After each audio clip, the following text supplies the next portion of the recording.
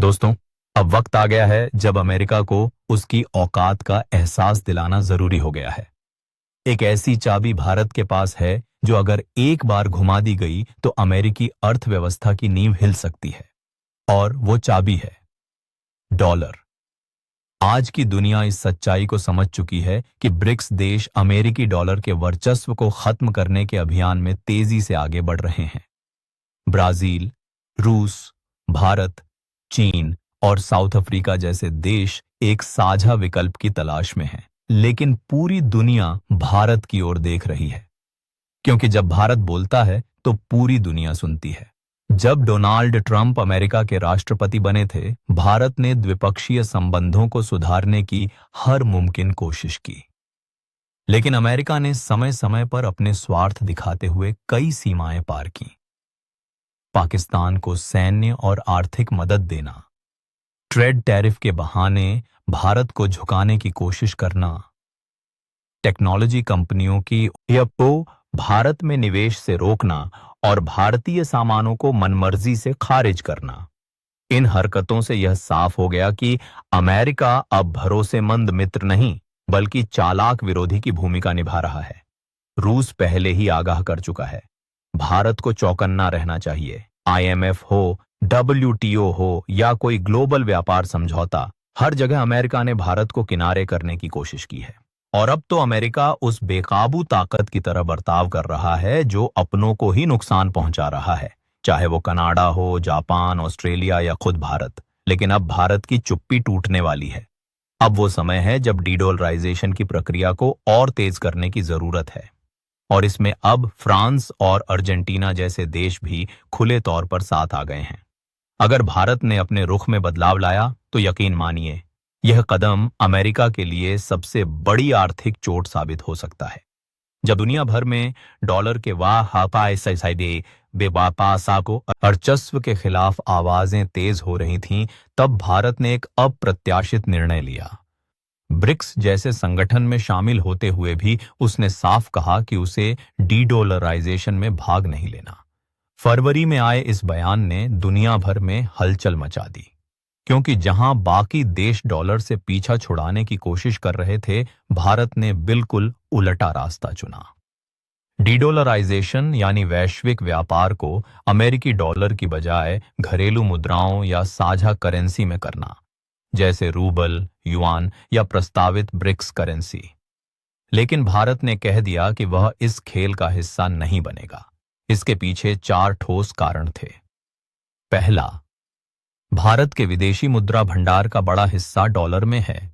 अगर भारत इससे हटता तो उसकी आर्थिक स्थिरता को खतरा होता। दूसरा, भारत और अमेरिका के बीच रक्षा, ऊर्जा और तकनीकी क्षेत्रों में गहरा सहयोग है। डीडॉलराइजेशन की दिशा में बढ़ना इन संबंधों को नुकसान पहुंचा सकता था। तीसरा, अगर भारत डॉलर से हटता तो इससे देश की सूक्ष्म आर्थिक स्थिरता यानी माइक्रो इकोनॉमिक बैलेंस बिगड़ सकता था। बाजारों में घबराहट फैलती और निवेशक पीछे हट सकते थे। चौथा और सबसे अहम, भारत को इससे तत्काल कोई लाभ नजर नहीं आ रहा था। रूस पर पश्चिमी प्रतिबंध थे, चीन को वैश्विक नेतृत्व की भूख थी। भारत के पास ऐसी कोई मजबूरी नहीं थी। और फिर आया ट्रंप का धमकी भरा बयान, जिसमें कहा गया कि डॉलर की ताकत को चुनौती देने वालों पर 100% से ज्यादा टैरिफ लगाया जाएगा। यही धमकी भारत को पीछे खींचने की वजह बनी। मगर अब परिदृश्य बदल चुका है। अब सिर्फ भारत ही नहीं, दुनिया भर के देश समझ चुके हैं कि ट्रंप की नीति न केवल आक्रामक है, बल्कि अस्थिरता को जन्म देती है। आज ट्रंप उस राजा की तरह बर्ताव कर रहे हैं जो हर किसी को अपना दुश्मन समझता है, चाहे वो फ्रांस हो या भारत, रूस हो या ब्रिटेन। अब भारत के पास चुप रहने का कोई कारण नहीं है।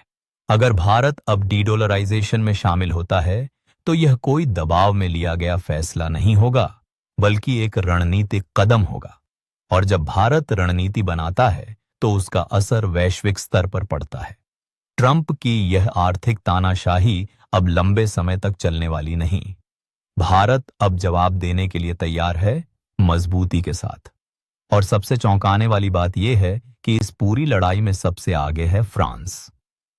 जी हां, वही फ्रांस जो नेटो का हिस्सा है और जिसे अमेरिका का करीबी माना जाता रहा है।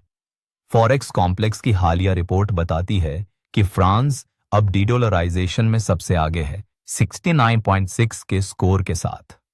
फ्रांस ने अपने 52% से ज्यादा फॉरेन रिजर्व को सोने में तब्दील कर दिया है, यानी वह अब डॉलर पर लगभग निर्भर नहीं रहा। दूसरे स्थान पर अर्जेंटीना है, तीसरे पर सिंगापुर और चौथे पर ब्राजील। अब बड़ा सवाल है, भारत का स्थान क्या है? दुनिया का सबसे बड़ा लोकतंत्र, सबसे तेजी से बढ़ती अर्थव्यवस्था। अभी तो भारत संयम में है, लेकिन बहुत जल्द यह संयम रणनीतिक एक्शन में बदल सकता है और तब भारत भी इस वैश्विक आंदोलन का नेतृत्व कर सकता है। यह रैंकिंग 3 मुख्य बिंदुओं पर आधारित है। 1, विदेशी भंडार में डॉलर की मात्रा। 2, गोल्ड रिजर्व का अनुपात। और 3, व्यापार में किस हद तक अन्य करेंसी का प्रयोग हो रहा है। भारत अभी भले ही पीछे हो, लेकिन जब भारत कदम बढ़ाएगा, उसका प्रभाव केवल अर्थव्यवस्था पर नहीं, बल्कि भू राजनीतिक व्यवस्था पर भी होगा। आज अमेरिका के सहयोगी देश जैसे फ्रांस, अर्जेंटीना और सिंगापुर खुद डॉलर से बाहर निकलने की राह पर हैं। ब्रिक्स जैसे संगठन जो शुरू से इस विचार को समर्थन दे रहे थे, अब तक ठोस एक्शन में पीछे रहे। लेकिन भारत अब केवल दर्शक नहीं रहेगा। भारत ने अपने पड़ोसी देशों के साथ रुपए में व्यापार की शुरुआत कर दी है। डॉलर को किनारे करने की प्रक्रिया शुरू हो चुकी है। और अगर अमेरिका अब भी पुरानी रणनीति जैसे टैरिफ, धमकियां या कूटनीतिक दबाव का सहारा लेता है, तो भारत इस बार पूरी ताकत से जवाब देगा, क्योंकि यह लड़ाई केवल मुद्रा की नहीं, बल्कि आत्मनिर्भरता और आर्थिक आजादी की है। यह संघर्ष है एक प्रगतिशील भारत और एक आत्म केंद्रित अमेरिका के बीच। और अगर भारत, रूस और चीन ने साझा रणनीति अपनाई, तो डॉलर की बादशाहत बहुत जल्द इतिहास बन सकती है। आपका क्या मानना है? क्या भारत को अब खुलकर कदम बढ़ाना चाहिए? कमेंट में जरूर बताएं। वीडियो पसंद आया हो तो लाइक करें, शेयर करें और चैनल को सब्सक्राइब करना न भूलें। मिलते हैं अगले वीडियो में। तब तक के लिए जय हिंद।